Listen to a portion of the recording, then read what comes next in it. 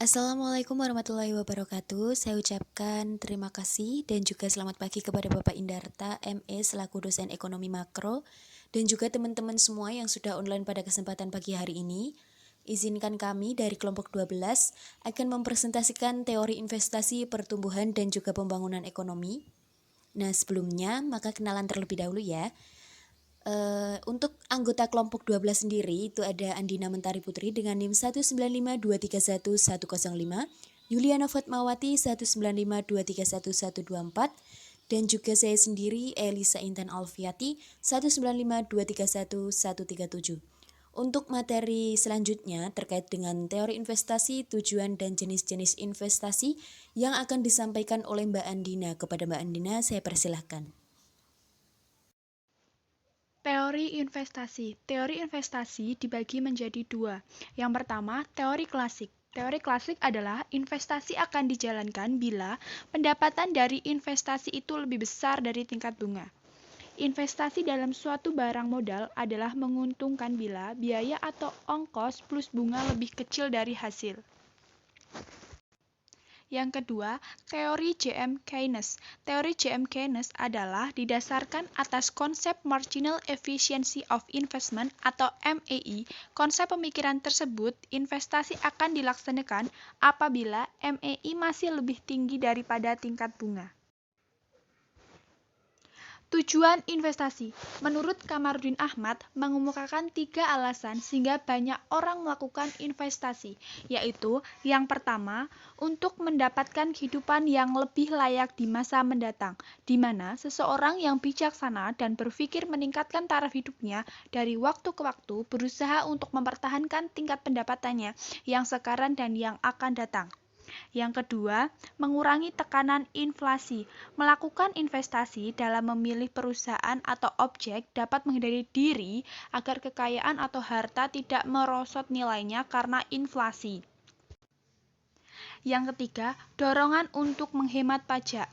Kebijakan yang sifatnya mendorong tumbuhnya investasi di masyarakat melalui fasilitas perpajakan diberikan kepada masyarakat yang melakukan investasi di bidang-bidang tertentu. Materi selanjutnya terkait dengan nilai waktu dari uang dan juga faktor-faktor yang mempengaruhi tingkat investasi yang akan disampaikan oleh Mbak Yuliana. Kepada Mbak Yuliana, saya persilahkan. Selanjutnya, nilai waktu dari uang. Konsep berkaitan dengan waktu dalam menghitung nilai uang.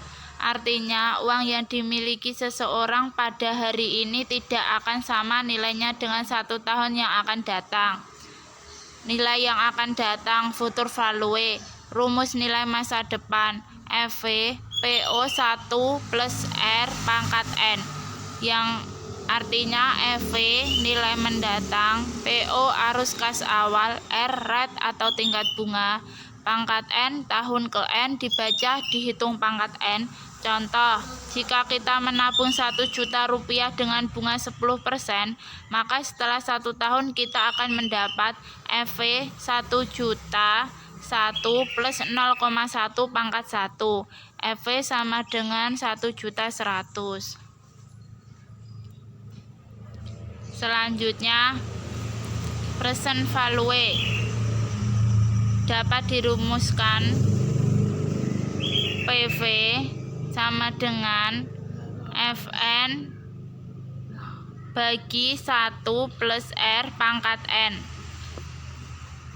yang artinya PV present value atau nilai sekarang, Fn arus kas pada tahun ke N, R rate atau tingkat bunga, pangkat N tahun ke N dibaca dan dihitung pangkat N. Contoh, jika di masa yang akan datang kita akan punya saldo sebesar 1,1 juta hasil berinvestasi selama 1 tahun, maka uang kita saat ini adalah sebesar PV 1.100.000 bagi 1 plus 0,1 pangkat 1, PV 1 juta rupiah.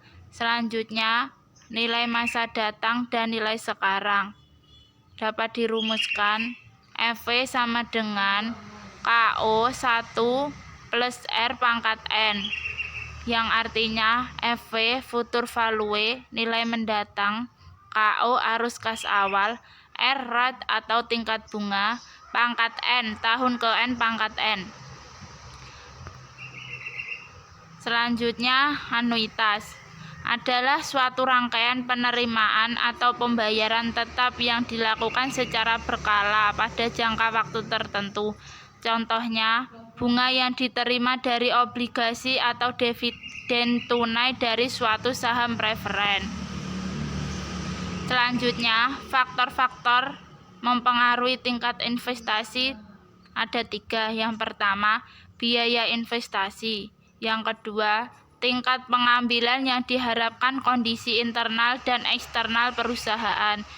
Selanjutnya, marginal efficiency of capital (MEC), tingkat bunga, dan marginal efficiency of investment (MEI). Baik, terima kasih untuk Mbak Yuliana. Untuk materi selanjutnya akan saya sampaikan sendiri. Terkait dengan kriteria investasi dan investasi terhadap pertumbuhan dan juga pembangunan ekonomi. Untuk materi selanjutnya itu ada kriteria investasi.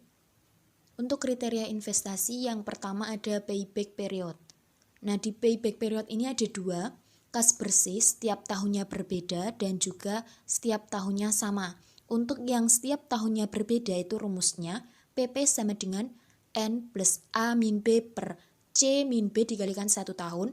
Untuk yang setiap tahunnya sama, itu investasi awal dibagi arus kas dikali 1 tahun. Sebagai contoh ini ada kasus arus kas setiap tahunnya sama. PT Maju Belajar melakukan investasi sebesar 45.000, jumlah arus kas per tahunnya itu 22.500, maka payback periodnya adalah tinggal dibagi dikalikan 1 tahun, jadi ketemunya adalah 2 tahun. Untuk yang kedua itu ada ARR atau Average Rate of Return. Rumusnya itu pendapatan investasi dibagi biaya investasi.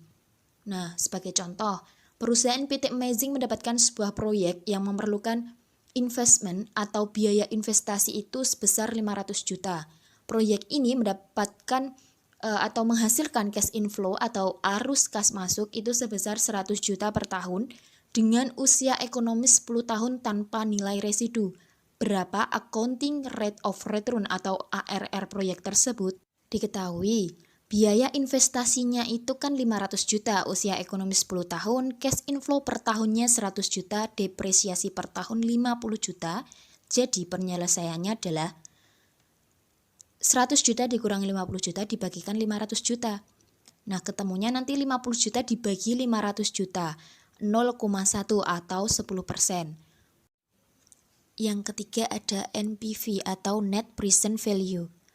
Nah, sebagai contoh, sebuah perusahaan ingin berinvestasi di sebuah perusahaan baru, membeli peralatan sebesar 150 juta dan bunga pinjamannya 12% per tahun.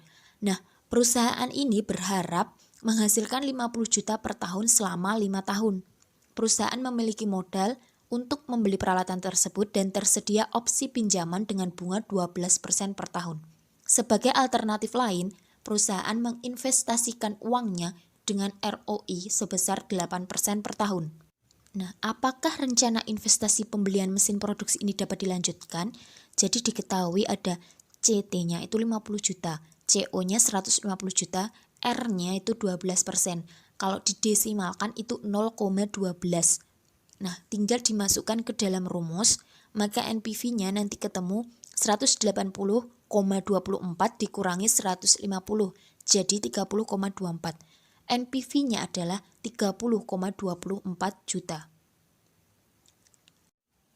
Untuk yang keempat itu ada IRR atau Internal Rate of Return. Rumusnya adalah P1 dikurangi C1 dikalikan P2 min P1 per C2 min C1. Di mana P1-nya itu tingkat bunga 1, P2 tingkat bunga 2, C1 itu NPV 1 dan C2-nya adalah NPV 2. Untuk yang kelima itu ada PI atau Profitability Index. Teknik penganggaran modal dalam mengevaluasi proyek investasi untuk profitabilitas perusahaan.